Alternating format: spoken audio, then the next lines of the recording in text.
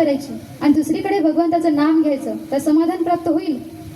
एकीकडे संतांचा अपमान करायचा आणि दुसरीकडे भगवंताचं भजन करायचं तर सुख प्राप्त होईल.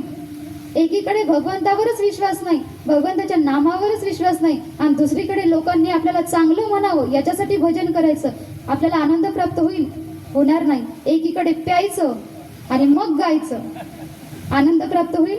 होणार नाही. हे नामाचे असणारे अपराध आहेत, या अपराधापासून वाचलं पाहिजे. आणि संतांनी जसं नाम घेण्यासाठी उपदेश केला त्याच नियमानुसार, त्यांच्याच सांगण्यानुसार जर आपण ती साधना केली तर नक्कीच संतांच्या जीवनामध्ये जो आनंद त्यांना प्राप्त झाला तो आनंद आपल्याही जीवनामध्ये प्राप्त होईल. पण त्याच्यासाठी त्याच्यासाठी संतांनी जसं सांगितलं तसं मात्र आचरण आपल्याला करावं लागेल. मग या नामस्मरणाने, भगवंताच्या कथेने एक दिव्य अवस्था आपल्याला प्राप्त होते आणि त्या अवस्थेचं वर्णन तुकोबा या अभंगाच्या तृतीय चरणामध्ये सांगतो.